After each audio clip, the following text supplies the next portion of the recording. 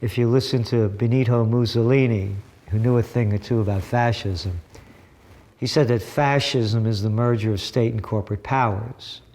Now, people will deny that, and they'll say that's not exactly what he said, but if you really look into it, that's what he said.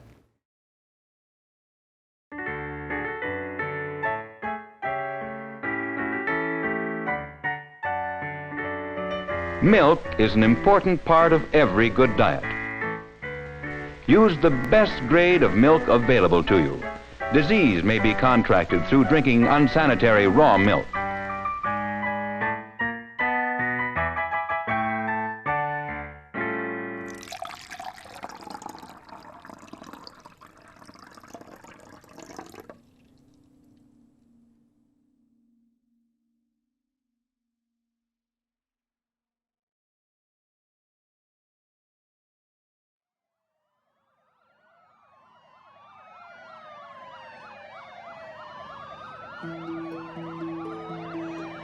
In 2010, there was a simultaneous raid on 2 different locations in California.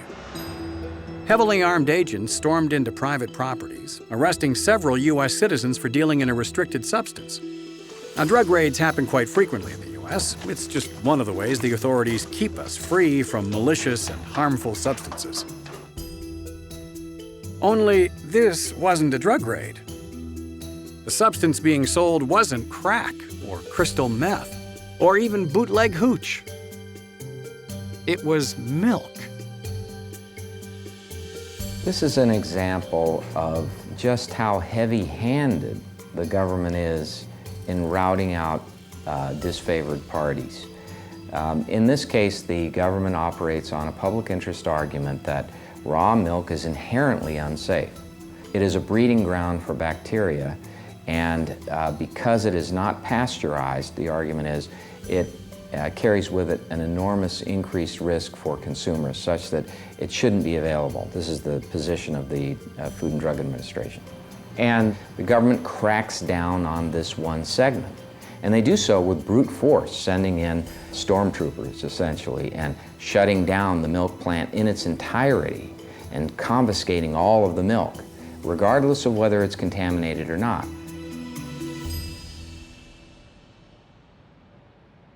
The FDA raided this organic market in order to keep us safe from the dangers of unpasteurized milk.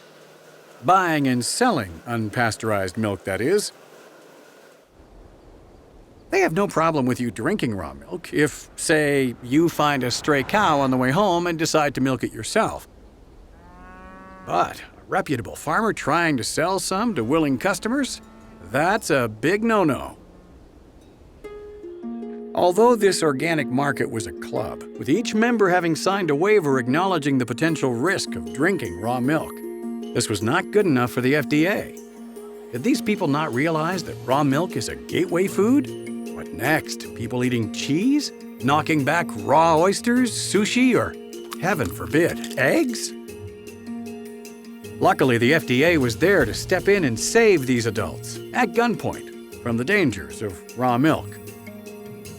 The reason why pasteurized milk doesn't come under this scrutiny, and the reason why raw milk as opposed to cheese, eggs, raw oysters, sushi, why they don't come under the same FDA scrutiny, is that the major milk manufacturers are a principal lobby within the FDA.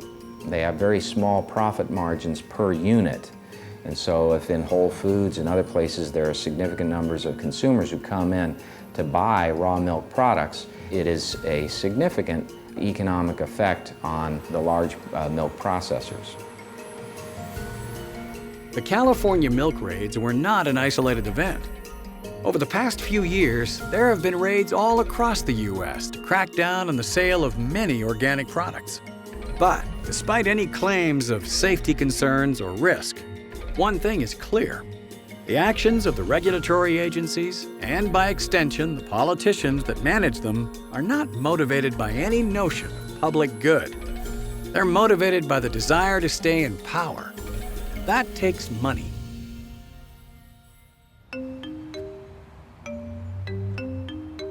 The problem with the U.S. political system is that it revolves around money. And so immediately that sets off this dichotomy of those who can afford to play in the system and those who can't. To run for office, you need $1.5 million. You need about $11 million to run for the Senate. So if you don't have money, where do you go? You go to the people who have a hand stretched out with money, ready to fund your campaign, but they're going to want something in return because, of course, they're not giving this money for charitable reasons. It very clearly advantages big businesses because they have more capacity to devote resources to influence buying. Political influence has become just another arsenal in the marketing toolbox of large companies. Only instead of promoting themselves, they use this influence to suppress the competition. And the key to it all are lobbyists. People think that we live in a free market society, and we don't. Big government and big business are way too closely aligned today, especially in the United States. And this, is because of lobbying, basically. We have cronyism. We don't have capitalism in the United States, especially when it comes to the military, and then big medicine, big food, like Monsanto, with all the GMOs and stuff. Most people don't want it, but yet it's being forced on us because Monsanto has such leverage in Congress through all the lobbying of the food industry. So what is lobbying? Well, simply, lobbying is the act of influencing decisions made by legislators and regulatory agencies. The guys who make the rules. And the people who exert this influence are called lobbyists. Well-connected professionals with slick suits and slicker tongues. Lobbyists tend to be experts in the fields they lobby for. They advise lawmakers on how to make sure Americans are getting the most benefit from the laws they pass, while also reducing potential harm. It's a good idea. Why wouldn't you want an expert's advice?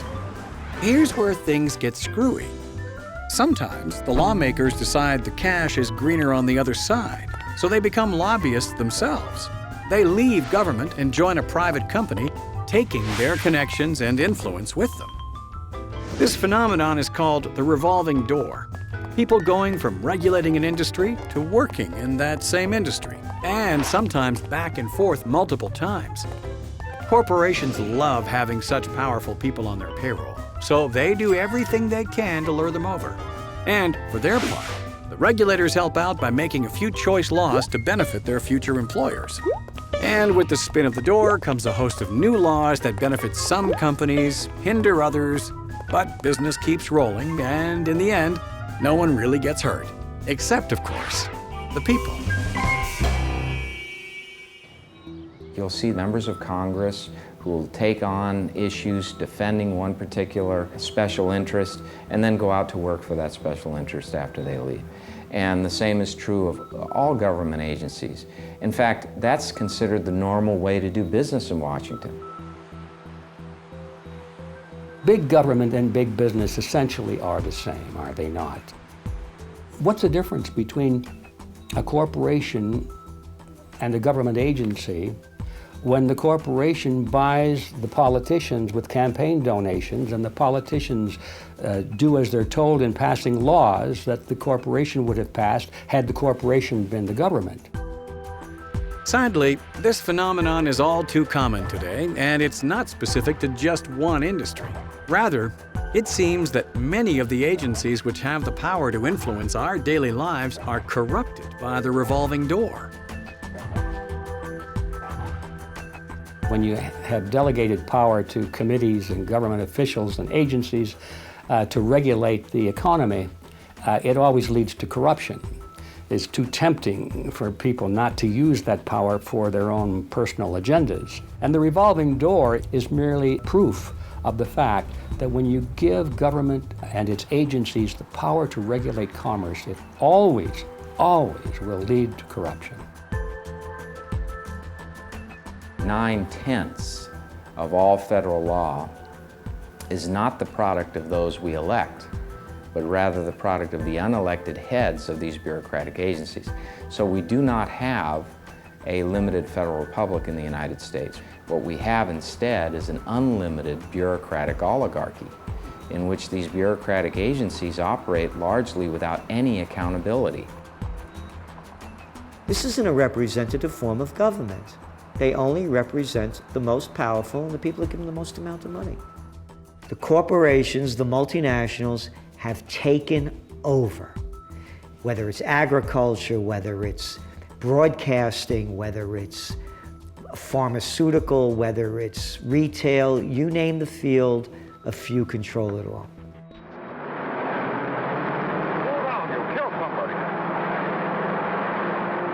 Laws and regulations are essential to any modern society. There are some activities that need to be controlled or prevented for the sake of the common good. Which side of the road you can drive on. Whether a 5-year-old should be able to buy a bottle of Jack. How many return trips you can make to a buffet in a single sitting. Okay, maybe scratch that last one, but you get the idea. But with so much collusion between regulators and the industries they regulate, the laws governing our daily lives are becoming excessive, unnecessary, and often downright nonsensical. Keeping the public safe and free is no longer the primary goal for a number of our lawmakers. There is little done by the federal government that is not influenced by a choice to favor one special interest over another. A lot of regulations are adopted with a public interest veneer, but underneath they're the product of negotiation between industry leaders and government to create a barrier to entry. And many of these actions taken have enormous economic consequences, both eliminating competition to a company and enhancing their economic status. This relationship between big business and government agencies not only affects their competition in the economy, but all of us in our day-to-day lives. What you want to do in an economy is you want to produce the products and services that are in greatest demand. And no one knows that except the market. But when politicians come in and they substitute their own judgment, generally they're not even trying to outguess the market and figure out what's best for us. They're generally just trying to give an advantage to one particular individual or group of individuals at the expense of another. And so there are clear winners and losers. Whoever's on the receiving end of a subsidy or government expenditure versus who's getting regulated or taxed. But regardless of the individual winners and losers, collectively we lose because wealth is destroyed. Resources are allocated in a less than optimal way. If you can pay enough money, you can make sure that you win on whatever issue you are concerned about. Maybe it's stopping legislation, maybe it's to get something passed, but ultimately you're looking to shape policy. And that policy has real impact in our daily lives. It shapes what kinds of products we can buy at the store, it shapes how safe those products are, it shapes what we are allowed to know about those products.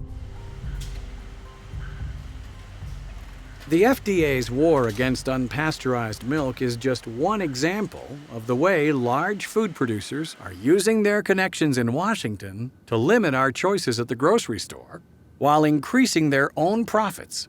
But it is by no means the only example.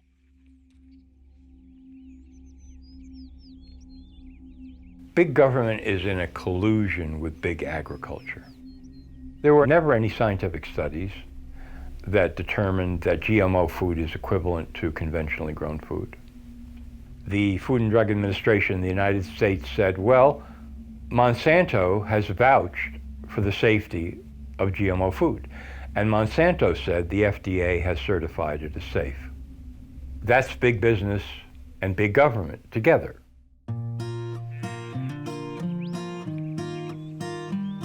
But some small, independent farms are choosing not to use patented GMO crops or work for larger agribusiness concerns. Some just want to supply their local area with nutritious, farm-fresh food. One such farmer is Joel Salatin. He runs his farm based on an innovative and radical new technique which he calls letting his animals out to pasture. It sounds crazy, but maybe he's onto something. We have a very different set of production and processing criteria. First of all, our animals move. They're not in great big confinement animal feeding operations. Our animals don't do drugs. We don't vaccinate, we don't medicate, and we run our farm on the closed carbon cycle as opposed to buying in chemical fertilizer from outside. So, you know, the localization, the carbon cycle, animals move around, the lack of pharmaceuticals, all of that is 180 degrees different than today's industrial global petroleum-based food system. It turns out there is a healthy market for traditionally farmed meat and produce. So why are there so few independent farms operating around the country? The story of Chicago and its great stockyards symbolized the amazing economic revolution that was underway. On the farms, machines and improved techniques of agriculture began to produce an abundance of food for consumption both at home and abroad. The new world of mass production required increasing concentrations of capital. Pooling the investments of many people, the corporation became the means to starting vast new enterprises. The globalization and corporatization of everything is gradually making it more and more difficult for independent farmers, independent people in the food system to market to their neighbors, to friends, to family, to whatever. And you do think every day about what bureaucrat is going to invade my life today. Every single time the government penetrates the marketplace, it always favors the biggest players because they're the ones that are able to buy favors, to curry concessionary privileges in a regulatory climate. And so I know that many of the consumer advocacy folks mean well when they say we need more oversight, we need more regulations for, you know, this bad thing that happened over here. What they don't realize is that by the time that regulation actually gets enacted and filters down to the, you know, to the farm level, it always, always, always hurts small producers and helps the large producers. It's the revolving door. Don't eat healthy, only eat crap. A few companies control everything. There's only a small group of agribusiness companies that control the entire food production. They're putting everybody out of business. They don't want any competition. The small farmer is always a threat. If 50 million people in the United States decide on their own that they would prefer to buy their produce from small farmers or at farmers markets because they think it's healthier, that's a defection out of the system. Government doesn't want that.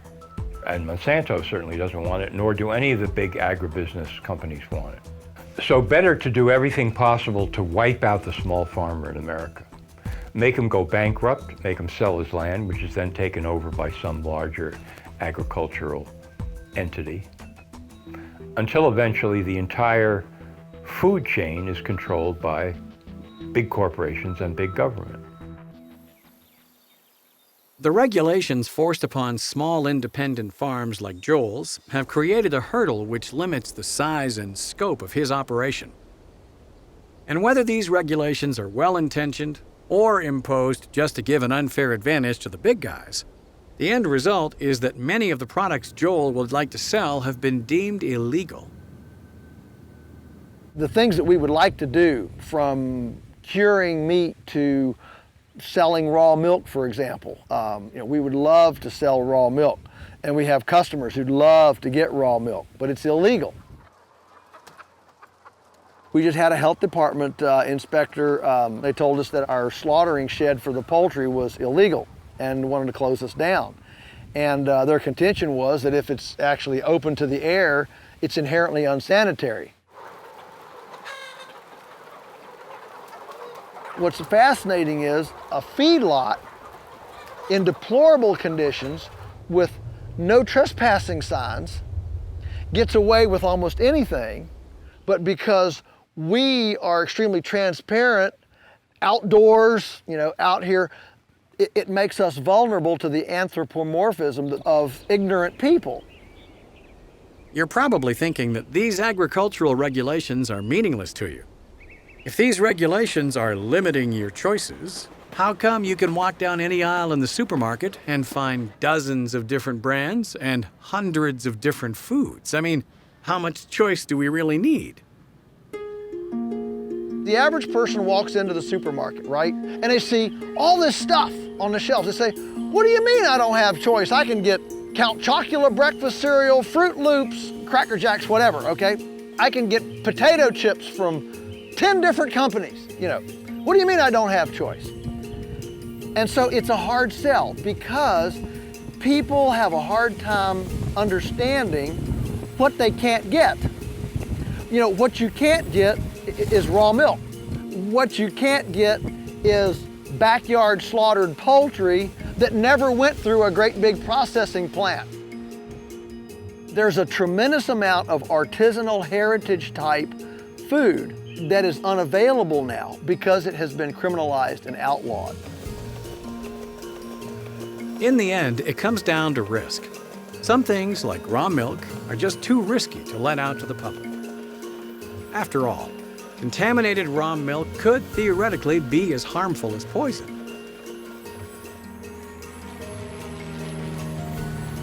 Actual poison, on the other hand, is apparently fine. If you want to talk about risk, isn't it fascinating that the very entity that gave us DDT, that gave us mad cow, that gave us cloning, that gave us GMOs, these are very risky things. I mean, whether or not you believe in them or not, you have to appreciate those are all very high-risk things. And they are the ones that we say, I want to put my faith in you for my food. I think people participate in risky behavior all the time. I think if you're feeding your kids pasteurized milk, Cocoa Puffs, Count Chocula cereal, and Fruit Loops, that's risky behavior. But the government has decided that that's not risky behavior. What's risky behavior is drinking a glass of raw milk. When it comes down to it, not being able to get raw milk isn't that big a deal. I mean, who needs raw milk when you can get deep-fried mozzarella sticks or tasty, tasty chicken fingers? After all, food is food, right? I think it's important to realize that in 1979, when the first USDA food pyramid came out, with grains on the bottom, that was the beginning of the obesity and type 2 epidemic because it put carbohydrates on the bottom. And it's quite a profound reality that America today would be far, far healthier if the government had never told us what to eat. So maybe you overdo it slightly on the saturated fats and imitation cheese. Who cares? We've got access to the best drugs in the world. Whether you have a resting heart rate of 116, that third cheeseburger has you sweating like Shaq at the line, or you're just feeling queasy from all the drugs you're taking, there are drugs out there to help you. And we can all agree, if there's one area where we want strict regulations, it's pharmaceuticals. After all, no one wants unsafe medicine getting out to the public. There are, of course, several drugs, many drugs, that are helpful. But what concerns me is that a significant minority of drugs that have been approved by FDA have been approved over the FDA's own medical reviewers' objections on safety grounds. And many, many unsafe drugs have been admitted into the marketplace that actually cause death, liver failure, kidney failure, heart attacks. These drugs are on the market, many of them still, and are approved yearly. It is thanks to such rigorous quality control by the FDA that a drug like Vioxx, which caused over 100,000 heart attacks and tens of thousands of deaths was swiftly pulled from the market after only 5 years, and $2.5 billion in profit for the pharmaceutical giant Merck. When an FDA commissioner knowingly approves an unsafe drug like Vioxx and keeps it on the market even though there are 140,000 heart attacks from Vioxx and 60,000 deaths from it, and still stands in defense of that company, Merck, there's something wrong here. There's something dreadfully wrong. Why can't that person be held accountable? And yet they get away with it. Not only do they get away with it, but in the case of the commissioner who did that, Lester Crawford, he ends up being employed by a company called Policy Directions, Inc. at a very high capacity, and that company represents Merck.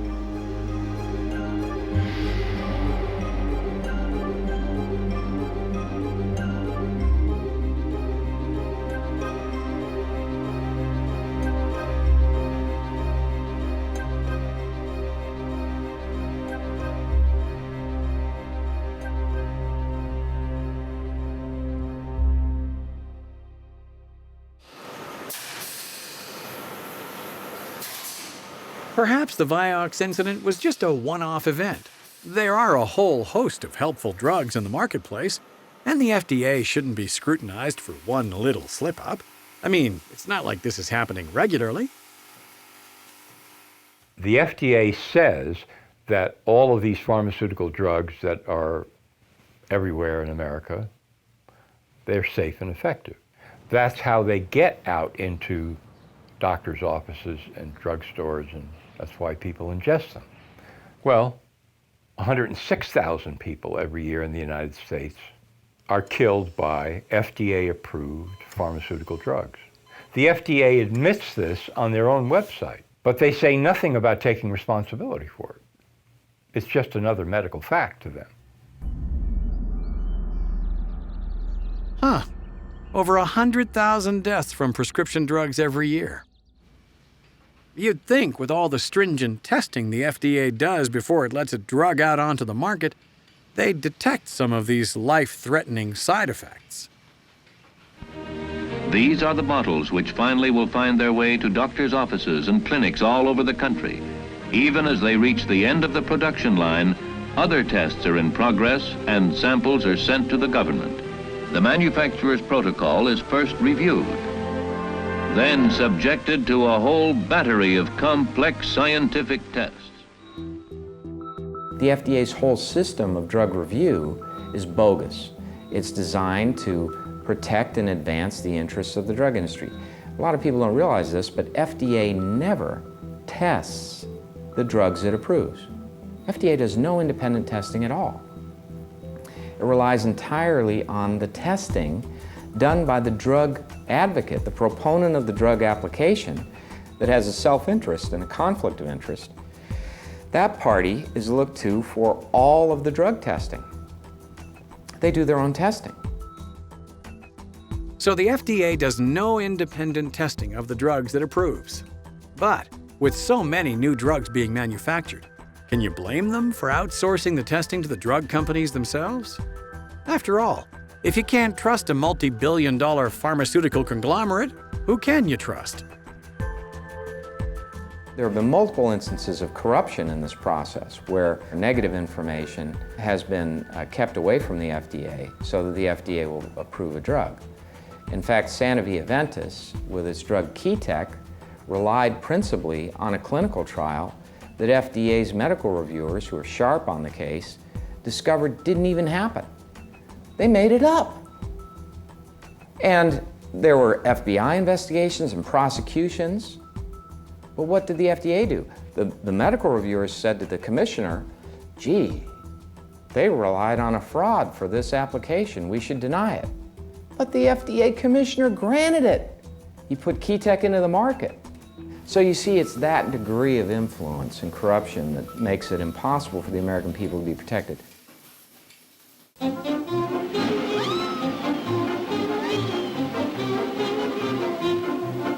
With drugs being approved by the FDA, despite the objection of their own medical reviewers, there can be little doubt the revolving door is alive and well in the pharmaceutical industry. And just in case you do have some tiny shred of doubt remaining, consider the case of Billy Tauzin. You may want to have some anti-nausea pills on standby. Congressman Billy Tauzin, who was the head of the Energy and Commerce Committee in the House, he was the man assigned the task of ensuring that a provision would be put into the law that would prevent the entire government from negotiating down the per unit price of drugs required to be acquired under Medicare Part D based on volume. So in other words, they're forced to pay whatever price the drug industry sets per unit for the drugs purchased under Medicare Part D. And that is something that could enable the drug industry at its will to bring the nation to its knees financially. And so it is that this provision was put into the law in the Bush administration. Tauzin left the government, left his position in Congress, became the head of the Pharmaceutical Research and Manufacturers Association, and made the highest salary they had ever then paid to that date, $2.5 million a year, as a compliment for his selling out the nation to protect the drug industry. So while the government may be choosing, often poorly, which food and drugs they think are safe for us to have, at least they aren't trying to force any of them on you. Except perhaps for vaccines. George Lambert is a representative of the New Hampshire State House, and he is a leading proponent for vaccination choice in his state. When I got to the State House, somebody asked me if I would work on a bill for vaccination choice. The more research I did, the more I found out that in the risk of an epidemic, they can go out and vaccinate everyone without choice. To say that vaccines are compulsory, which in the U.S. is the struggle right now, every state has their own exemptions that parents can claim.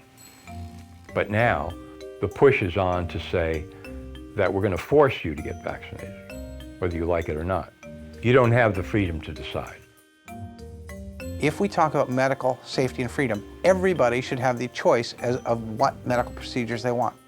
You can get a medical exclusion, you can get a religious exclusion, but you can't get a conscientious exclusion. We had an issue in New Hampshire a couple of years ago where there were some injections that were contaminated that might actually contain meningitis. But if you were required to get a vaccination or an injection, how do you know the injection isn't contaminated? But if you want your children to go to school or participate in any of these other activities, the government says you either do this or you're excluded. That's a problem. Because when the news says there's something that puts your life at risk, you should be able to make an educated decision. That's what freedom really comes down to in the end. The freedom to decide, for good or bad, how you want to live. And that freedom should not be overruled by the government, except in the most extreme cases, or to keep us safe from the most diabolical of threats. Weed, grass, ganja, joint, doobie, do, chronic, ace, lobo, loco, loveboat, bud, buddha, blunt, pot, pat, pin, chiba, 420, and hashish, or hash for short. No matter what you call it, no matter what hip street lib it's referred or referred to by, it all comes from the same stash. It's all marijuana.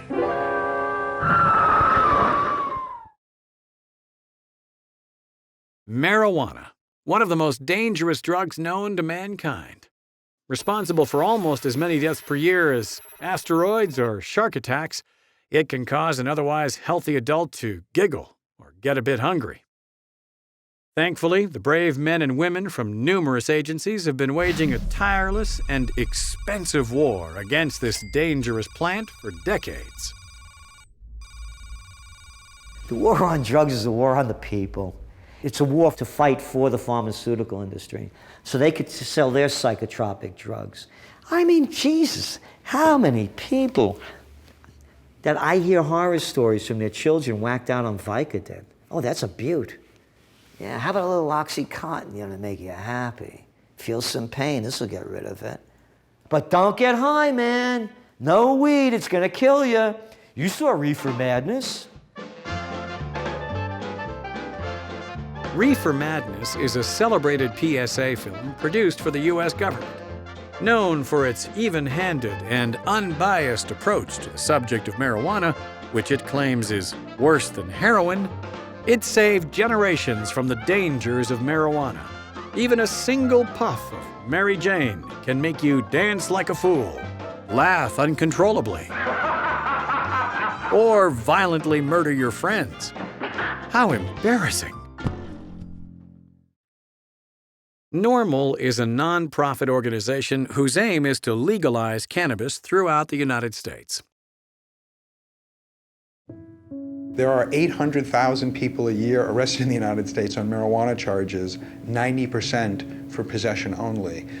So over a 40-year period now, that's roughly 27 million people have been arrested on marijuana charges. So it's created a huge universe of people who have been effectively screwed by the government.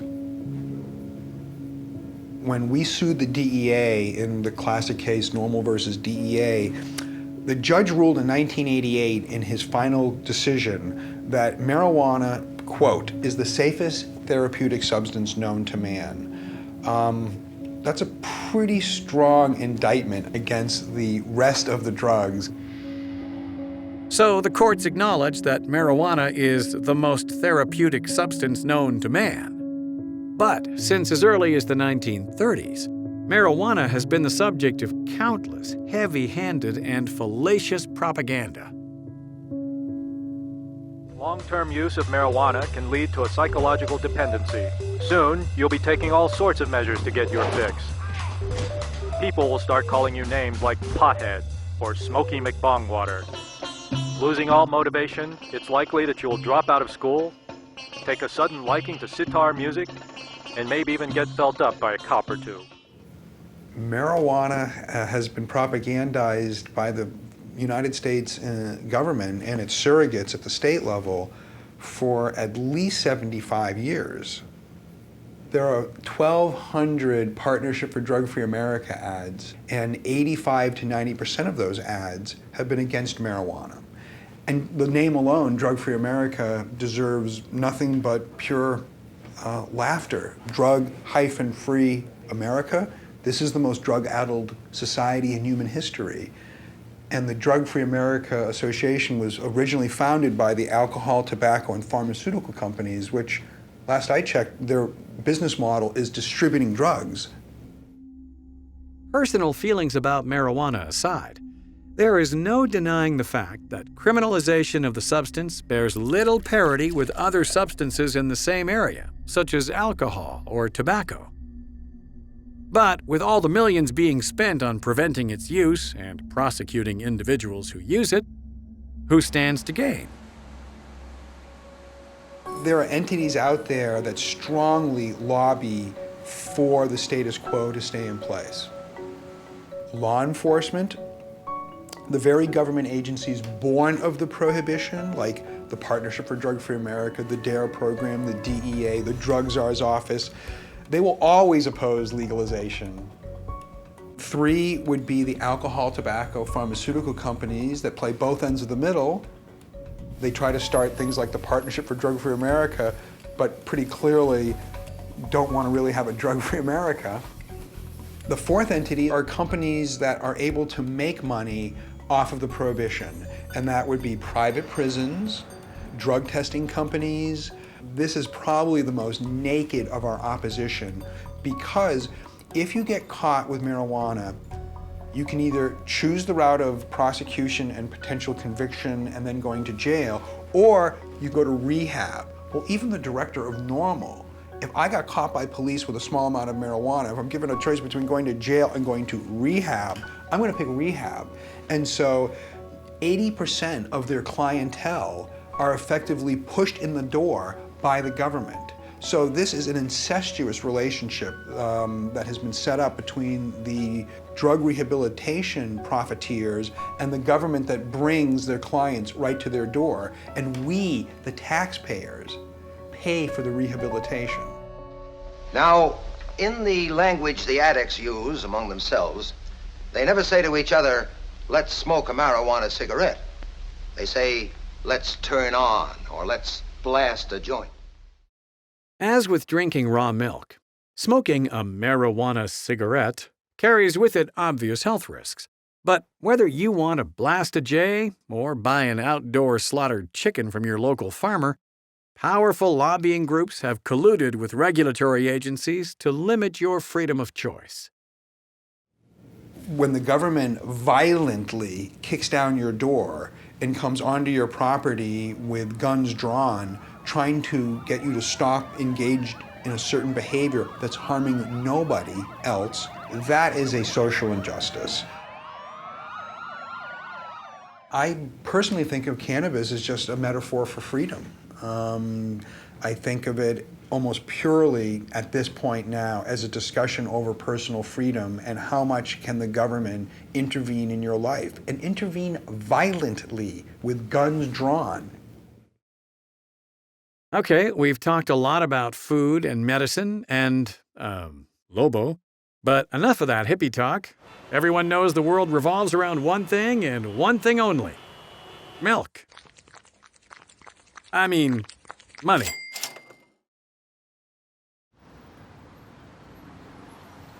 But similar to independent farmers, small firms in the financial sector also face heavy regulations which benefit the large players.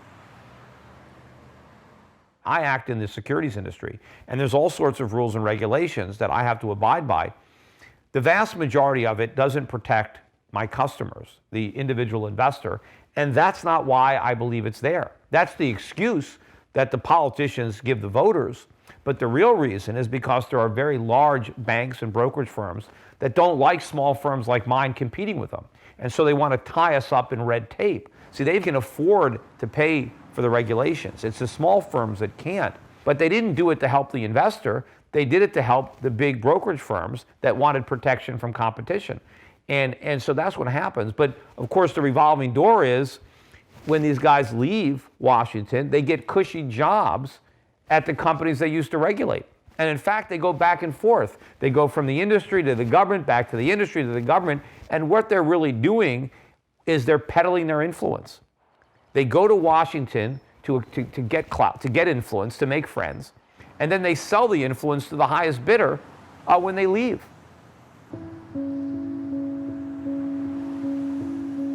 Sadly, the finance industry may be the best illustration of the intertwining of government and big business.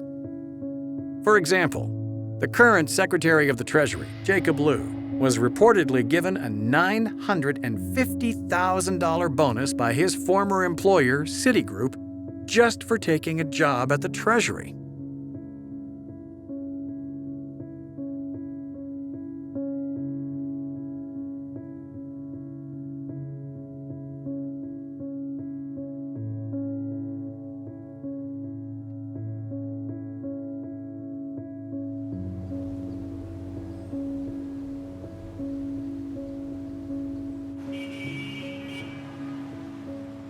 If you want to see the proof of fascism, all you have to do is look at 4 simple words. Too big to fail. The merger of state and corporate powers. When America had a financial crisis in 2008, the whole game changed.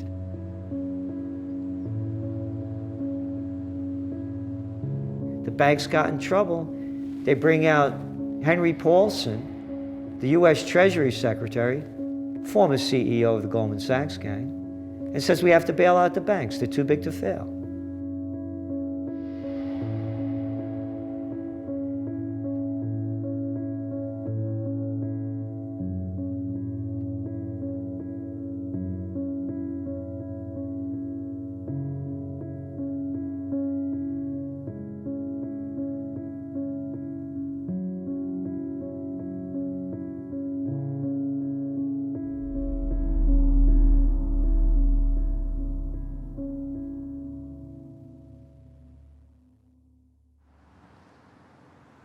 The subprime mortgage crisis of 2008 was the biggest economic crash since the Great Depression.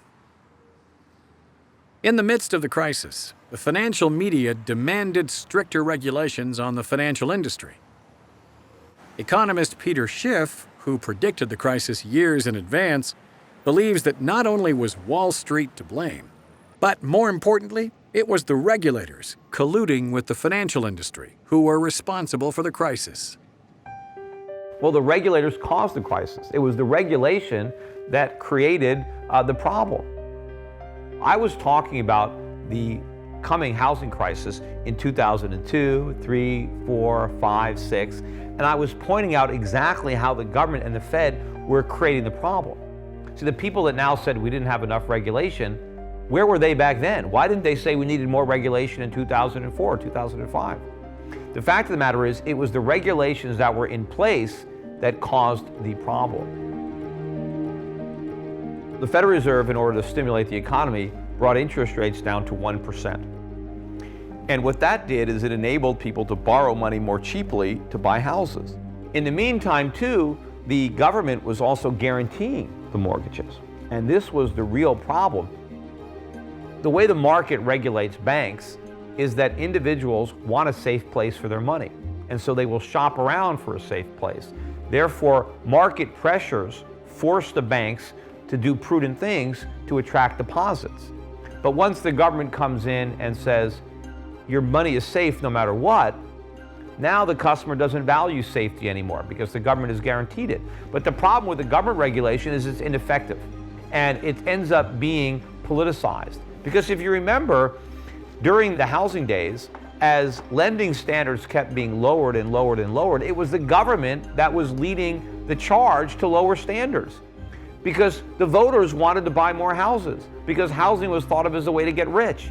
And the only obstacle was the down payment, the credit score, and so it was the government that was pressuring banks, hey, forget about credit scores, lower those down payments. So the banks are risky, the mortgages are risky, nobody cares about anything because the government's trying to make everything good. The government's trying to say, don't worry about risk, because if you fail, we're there to catch you, we're there to prop you up. And then when it doesn't work, capitalism gets a bad name, as if any of this has anything to do with capitalism. Skipping ahead to 2011, we find the story of MF Global, a commodities brokerage firm headed by former Senator turned Governor of New Jersey, John Corzine. It wasn't a pleasant return to Capitol Hill for former Senator John Corzine. He was subpoenaed to tell lawmakers how the company he headed, MF Global, collapsed and what happened to $1.2 billion of customers' money. I simply do not know where the money is or why the accounts have not been reconciled to date. Don't you hate it when you can't find your keys, your phone, or $1 billion of other people's money? It's so frustrating.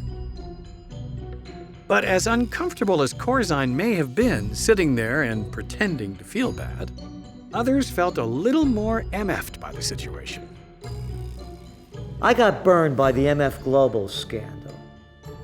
That's when John Corzine, the former governor, Democratic governor of New Jersey, and former senator of New Jersey, and former head of the Goldman Sachs gang. After he did a stint with those, he was the head of MF Global. Yeah, MF. Perfect.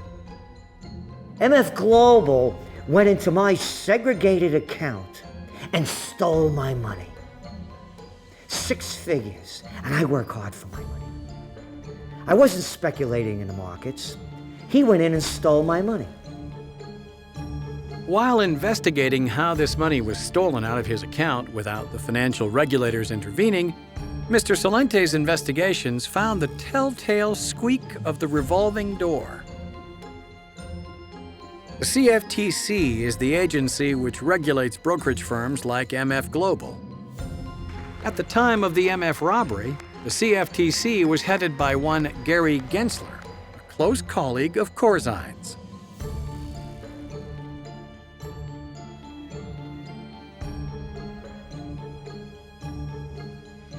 Gary's never once let his team forget what this is all about. The American people. Do you know what the Commodities Future Trading Commission did to John Corzine? After robbing me and thousands of others? Nothing. Nothing. Gary Gensler was his lieutenant at Goldman Sachs. And he's the head of the Commodities Future Trading Commission? You want to, I mean, to say that the fox is watching the chicken coop is stupid. It's worse than that.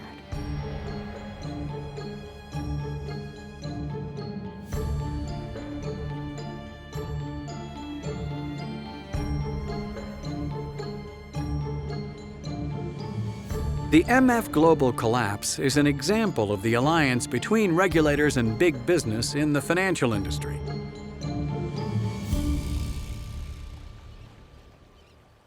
But a more troubling phenomenon, called a bail-in, was recently seen in Cyprus. Even in my direst predictions in this Parliament over the years about the way the EU bosses were behaving, never did I think that they would, in a completely unprecedented manner, resort to stealing money from people's bank account. Recently in Cyprus, the banks had been irresponsible, and it was the public, all of the depositors, that paid the price, and they called it a bail-in to make it sound different from a bailout.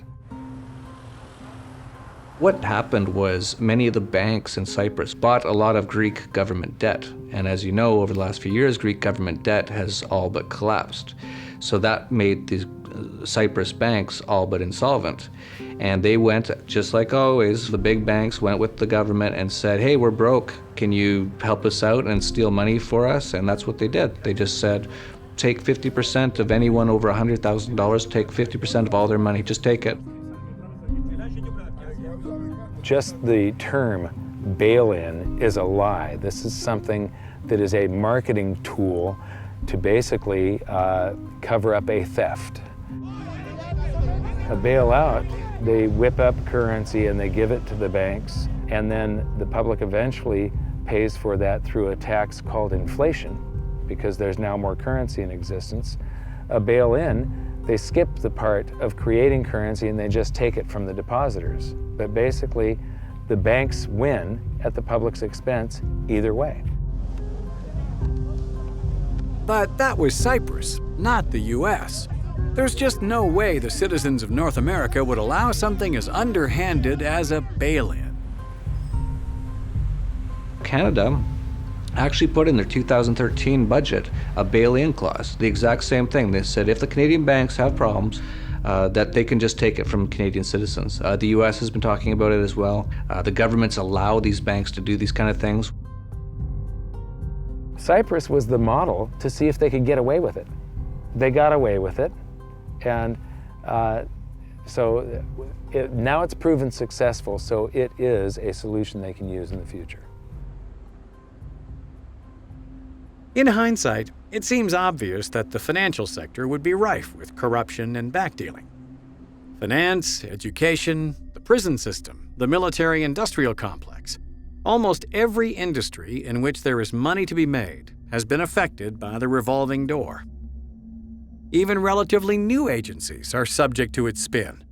If you need proof, try to take some nail clippers onto a domestic flight.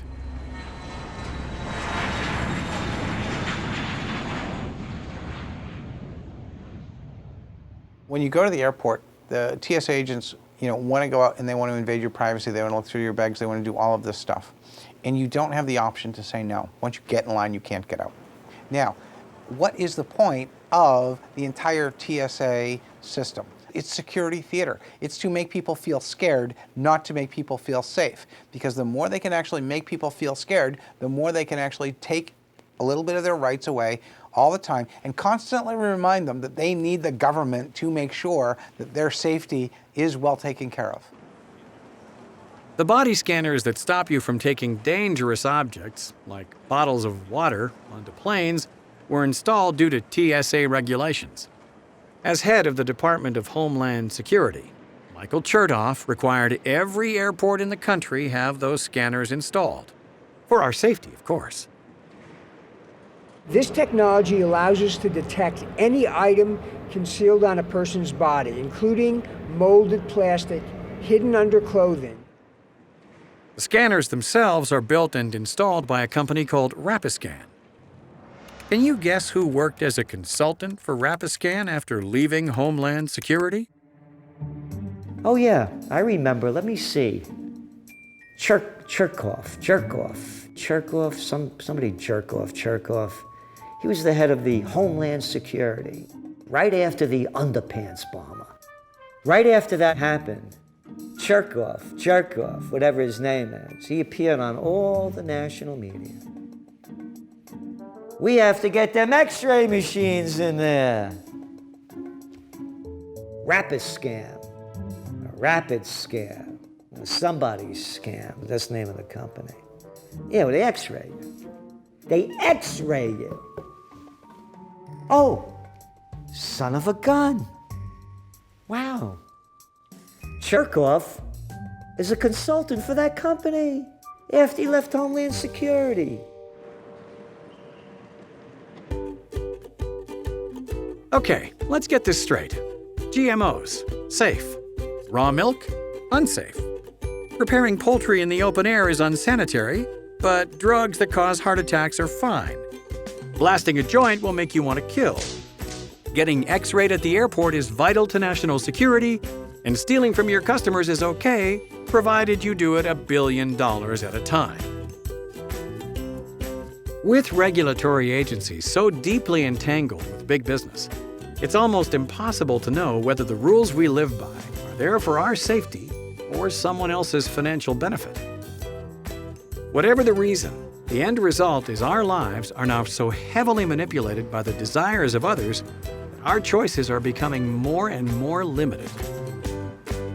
That's what government regulation is all about. It's all about limiting your choices. The government wants to make those choices for you. They want to take away your freedom to choose. The choices that you make, the types of food that you eat, right? All of this is determined for you by the government. And why can't we make choices, right? That's what freedom is about. The politicians think that, hey, it's important that we all vote. They can trust us to vote, but they can't trust us to make these basic decisions about whether we should buy a house or whether we should rent their house, or should we use this broker or that broker, or should I put on my seatbelt, or should I wear a helmet, or should I smoke cigarettes, or, all these choices need to be made by the government, but somehow we're smart enough to vote, but we're too dumb to do just about anything else. This over-regulation has implications other than just limiting our choices. By giving government agencies the authority to regulate our lives, even in the name of protection, it has led to an expansion of government power at the expense of individual freedoms. What's the old saying? Give them an inch, and they'll take your money, life, and favorite dairy products? Something like that. The more laws there are, the more rules and regulations there are, the more taxes there are, the less freedom you have. I mean, that's what freedom is. It's freedom from government. So when people are free, it means that they do what they want. They don't have to do what the government tells them. Career bureaucrats are usually dedicated pro-regulatory people. They are fans of state paternalism, of government making individual choices. And the result of that is to really deprive individuals of sovereignty. It makes individuals mere functionaries of the state rather than people who can pursue their own self-interest and enjoy the benefits and blessings of liberty. It really does come down to who owns me, who owns the individual. You can't have a system that denies choice, trying to protect us from the risk of bad choice, and preserve the freedom to make good choices. That's the problem.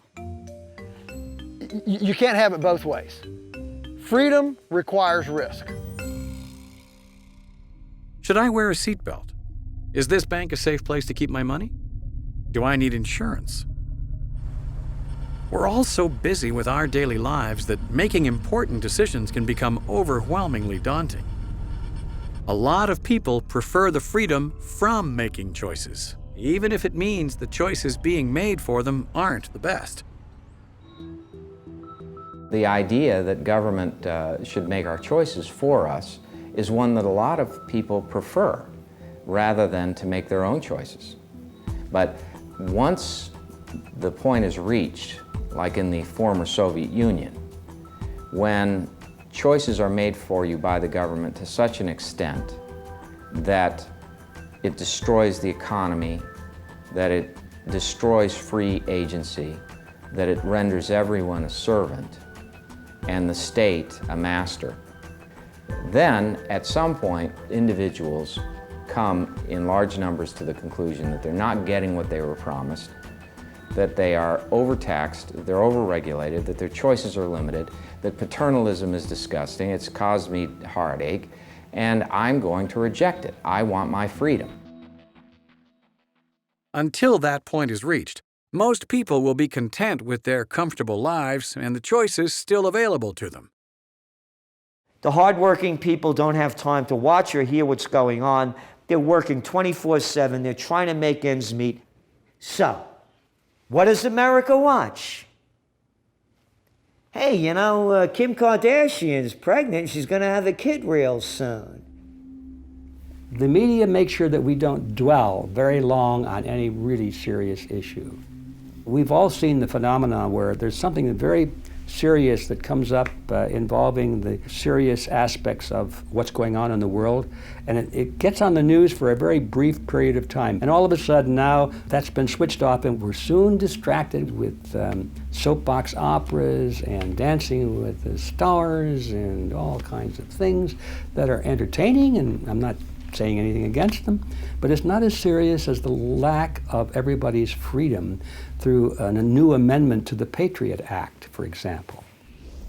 The media may try their best to give us a fair and balanced opinion of world events, but there are now other avenues available for those seeking unfiltered news. The way that the net and the web were built involves a lot of decentralization. It moves power into the hands of the people sending and receiving messages, as opposed to the people in the middle that are handing them off. And that is a scary prospect for entrenched stakeholders. Any alternative media, other than the corporate media that is so rigidly controlled, is a threat. The internet is certainly a threat because the internet gives almost anyone access to the world. So now, are we surprised when the political figures who don't like that are constantly worried about how can we stop this? Well, the formula has been tried and true. It always worked. Just tell the people that there's a threat out there that only the government can control. I mean, there's a threat of child pornography or crime or terrorism or cyber terrorism or something. We have to control the internet for your good, folks. Otherwise, you're going to have a big problem. That's why they're working around the clock to try and scare people into thinking that the internet must be controlled by our fine, trustworthy political figures. They want to be the ones that control the internet and tell the world what is proper and what is improper. If you look at the history of communications media, people said with cable television we'll finally be free of centralization, and with the telegram we'll finally be free of centralization. And really the worst case scenario would be if we saw that history just repeat itself exactly. If we saw this amazing decentralized distribution method, the most effective one ever produced in the history of humanity, if we saw it captured by a handful of centralized stakeholders and them controlling and surveilling the communications that go through it. Good things, unlike processed cheese, never last. In an attempt to regulate yet another slice of our lives, legislative bills are already in the works to try and control the internet. But rather than wait for pesky red tape like passing laws, the government has been proactive in trying to censor the internet, for our safety, of course.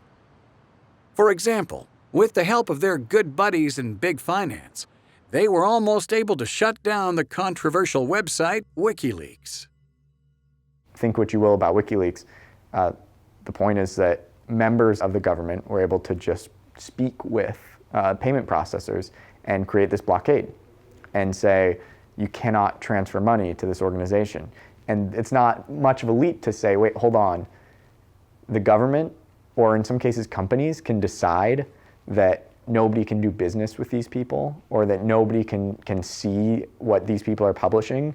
That's obviously a problem in our tradition of free speech. WikiLeaks was able to survive thanks mostly to a very new concept: decentralized money. Unlike most currencies in the world, which are created and regulated by central banks, decentralized currency, such as Bitcoin, is created by the people, and as such is almost impossible to control. Bitcoin's a decentralized peer-to-peer currency. It's actually an internet protocol, kind of like SMTP, that's how you send emails. Well, it's money over internet protocol. It's how we can send money over the internet. And we can use it to transfer value without having a middleman. That means we don't need a bank or a money transmitter between us, someone like Western Union. We can just send money like we send an email. Bitcoin's, I'm incredibly excited about it because it's the first free market private money that's also a technological money. It's electronic currency. The great thing about it is it's not controlled by a central bank. It's not controlled by anyone. It's actually really the people's money. So it gives a lot of freedom. Why do we have the supply of money and the cost of money, or interest rates, set by some bureaucrats 3,000 miles away in Washington, D.C.? How efficient is that for our economy? Because interest rates, they regulate production over time, and they regulate all the production within the economy. You know, whether we should save or whether we should build something. Bitcoin liberates that interest rate because it's a censorship-resistant currency, so we don't have to use their money system anymore.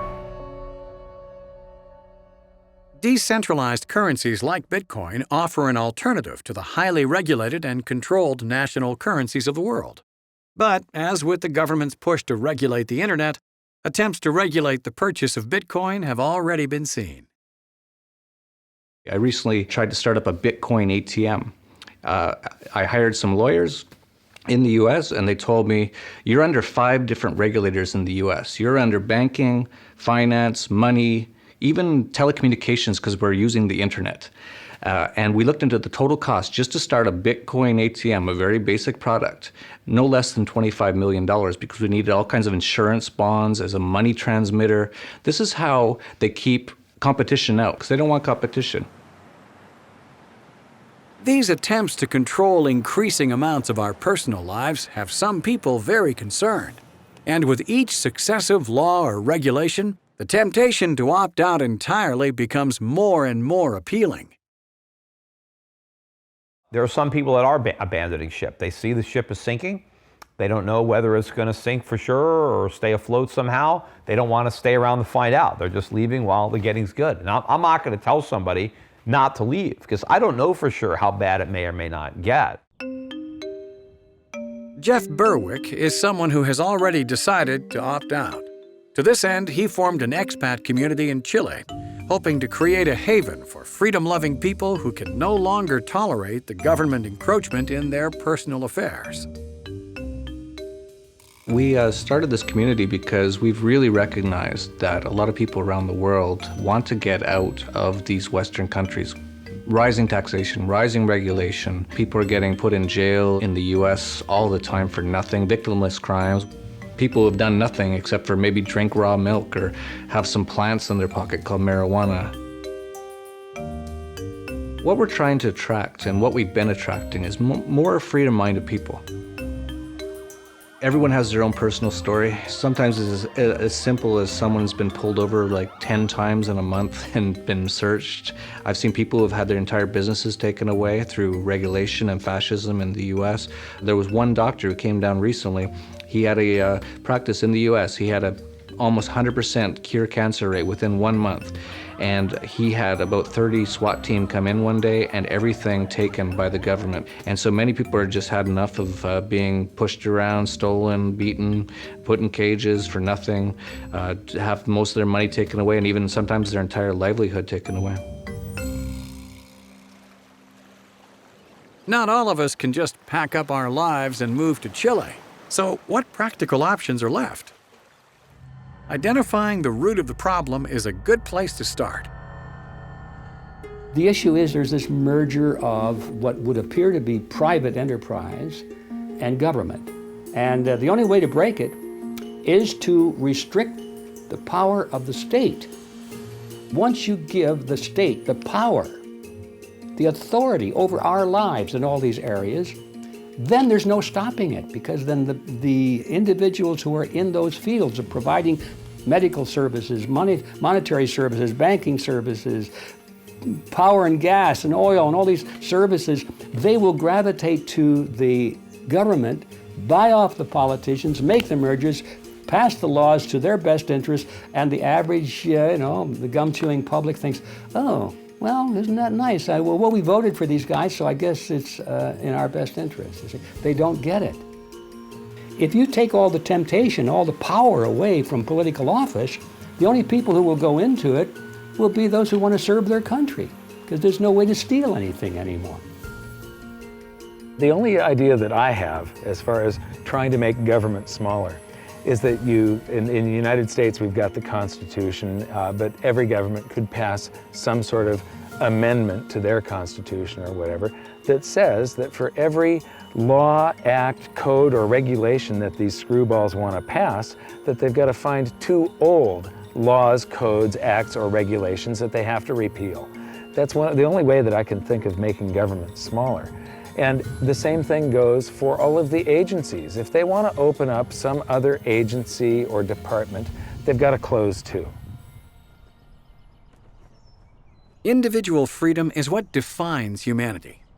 Although laws and regulations can make us feel safe from the threats we may face, all the safety in the world means nothing without the freedom to live as you choose. Freedom is the most important and indispensable characteristic of mankind. We can be induced by promises from government to depart from our liberty, but there's nothing more profound for an individual than when they are denied something they very much need because they made a decision earlier on to part with their freedom. And so, when you're terminally ill, and you suddenly discover that you can only have access to FDA-approved treatments for your disease, and you're told by the doctors treating you that there is no drug to treat your condition. And then to survive, you're going to have to find something else. And you discover that your desire and your freedom of choice to attain that end are blocked by the Food and Drug Administration. And so when you need your freedom the most, it's been taken away from you. When you've been in a family that has had a milk farm for 300 years or more, and suddenly federal agents come in and they do a raid on your farm as if you were a drug kingpin engaged in international drug sales, and you're only selling milk. And then you realize your whole life has been turned upside down. Or you are a small businessman who discovers that just to operate a gas station, you have to comply with EPA regulations that will cost you more than it will to run the gas station in profit. Or you find out that you want to have a food establishment, a restaurant, and you discover that federal and state and local regulations affecting your food establishment are so great that you have to have lawyers, and you have to have accountants, and you have to have individuals specially trained to comply, and you have to fill out all these forms, and you have to pay all these fees, and you have to get separate licenses just to be in the business of reselling food others have already manufactured and put in the marketplace. It's the end of liberty.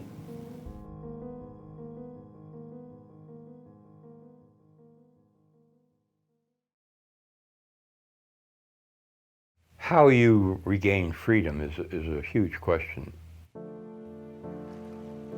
The individual knows that he or she is alive. The individual knows that he or she is free to choose a future and a life that they want. We either have free societies or we don't. There is such a thing as individual freedom or there isn't. That is the bottom line. If you want to live a life, a real life, then freedom must exist. So people have to step up to the plate whenever they see individual freedom threatened along any channel of human activity. That's where you start from. When I was growing up, New York was an ugly, ugly city where there was violence in the streets all the time. And the way that they cleaned it up was by going and getting people to go out and say, no more. Well, that worked to stop the gangs. The same thing works when you get honest people who engage in government. And maybe we can stop the government gangs from sitting there and dictating the terms of our lives and preventing us from having the freedom and liberty which we were guaranteed in an open democracy.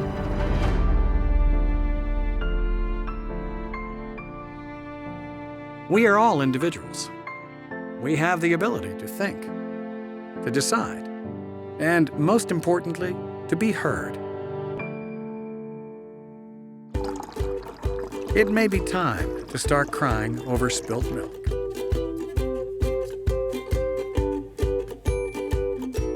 Crap, I just spilled this. This is not going to be good.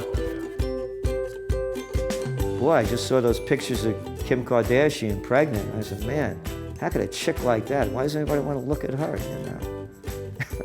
And yet she's a star. Well, you don't want him in there? Go downstairs there, Geppetto. No, I don't know where you can get any weed. That's a lie. Such a blatant lie, too. No, I'm only kidding.